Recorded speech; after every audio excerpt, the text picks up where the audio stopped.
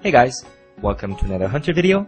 I'm a Night Elf Hunter on the Whisperwind server, and since Cataclysm is coming out, I thought I'd give you guys some gold making tips, to prepare yourselves for the next leveling process. And these are some of my best gold making tips, all accumulated together over the years, I guess. I've been playing long enough. And if you are a regular watcher of my videos, then you'll know most of them. If you are not, or if you haven't seen all of them, then there might be some you missed, and these are all good gold making tips. So, let's do this! So if daily quests are your fancy, then head on over to the Storm Peaks and Icecrown Citadel. Now head over to Icecrown Citadel first, because it has more quests, and the quests there are a little more integrated with each other. Now, what I like to do is do the quests around here, and in the Argent Tournament grounds, and also at the Shadow Vault, and also over at either the Skybreaker or the Ogrim's Hammer. And also there's some at Dun Nefahung, if you want to do the Sons of Huldir. Now, for these quests, I made a video a while back detailing about an hour's worth of daily quests, but you can do about 22 to 23 quests in one shot. And that way you could do most of your dailies and quickly. The reason why they were good was because the rewards were good, and also the quest things are all integrated. So you pass by one area and there's about 7 other quest things along the way which you can do. Now that doesn't really apply anymore because most of the Argent Tournament quests are no longer there. However, do some of these yourself and you'll be able to find out just which quests best match with what, and eventually you'll be able to do the quests also in, let's say, under an hour, and you can complete all your daily quests very quickly. Now, if you don't feel like doing daily quests pretty much every single day and just as a daily grind, then you could farm. Farming is, I'm sure, 100 times more boring, but it's also more mindless, and for me that's a little more tolerable. Now, if you like farming, and mindless farming at that, then this is definitely the place to come, to the very eastern edge of the Storm Peaks. Now, if you've never heard or been here before, then there are a couple of quest items, or quest chains that you have to do in order to see the area, because it is a phasing area, and I'll have those quests linked to the bottom bar below. Now, if you are a hunter or another pet class, then you can set your pet to aggressive, and with that, the pet will go out and attack any of the seething revenants that spawn, and they spawn very fast. Now what you're trying to aim for is to grab all the grays, as well as all the green items for equipment, and mostly the crystallized fires and the relics of Ulduar. These two are very plentiful, and they are worth quite a lot, pretty much on any server that you are on. So that was about 20, 30, 40 seconds of farming, maybe a minute, and I've already gotten 10 crystallized fires and 2 relics of Ulduar. So after a few hours, you could really make quite a bit of dough. But you might ask, what am I gonna do with all these items? Well, that's where the auction house comes in. Hey, auction house. Open up the auction house. Now, an add-on that you must have if you are playing WoW, and if you care about gold in WoW, then you need to get Auctioneer. Now, if you want the link to Auctioneer, again, it's at the bottom bar. So go and check that out. This is an add-on which basically categorizes all the auctions on the auction house for you. Now, if this is your first time using it, there's a little play button, or if you have not been on it for a while, or if there has been a new patch with new items, then you press the play button. Otherwise, try to log in every day and press the fast forward button. What that'll do is categorize all the items that you have in your database and update them with the new prices. Now, speaking of patch notes, you should constantly take a look at patch notes and just see what is new coming up in the World of Warcraft. Let's say some things like you can now prospect titanium ore, or there's new epic hunter arrows, or there's new epic gems. When that happens, you could prepare for the coming of those changes for, let's say, maybe even a month or two, and maybe not a month or two, maybe a few weeks. And that way you can stockpile them and then sell them for the higher price when everyone is trying to get them.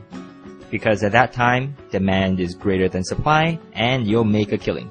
So if you want to check out the usual patch notes, then you can go to MMO Champion, or if you don't want to check that every day, subscribe to these videos or keep watching these videos, and I'll be sure to let you guys know of any new money-making things in the patch notes, like I have always been doing. Now, if you want to find out the link to MMO Champion, that link is in the bottom bar. So the simplest out of all these gold-making tips is definitely when you trade in your emblems of either Conquest or Heroism or Frost for epic gems. Now, you get emblems of Triumph, which you can trade down into emblems of Heroism, and every 10 or 20 emblems of Heroism can equal an epic gem. Now, for my server at least, epic gems are sold for about 100 gold each, and there are two types. One are the pure color epic gems, which cost 20 emblems, and the other, which are mixed colors, such as Eye of Zuul and all the other ones, they cost 10. And unless the half-colored gems cost exactly half as much on the auction house as the other solid-colored gems, then as a rule, always get the half-colored ones because they are cheaper. And this also applies for emblems of Frost. Now, if you have a lot of emblems of Frost that you don't use and there's no other gears that you can get, go and get the Primordial Serenite, because they will still sell for a lot even now. Now, this also works if you have a lot of honor or arena points or Wintergrasp marks, which you can in turn trade for honor. Now, with honor points, it's a little different because all the gems, doesn't matter if they're solid or half-colored, all cost the same. So go on your server and find out which one costs the most on the auction house, buy a lot of those, and go and sell it. Now, obviously, this only works if you are already geared enough so that you don't need any more gear from honor or emblems. But as for me right now, which is my case, I don't need anything, this is a very good tip just to get a lot more money. Now, another thing that you could do is in your WoW menu, go into the interface and the controls and make sure you set auto loot. What I see a lot of people do is they go and pick out all the items that basically cost the most, and they basically leave the grays where they are.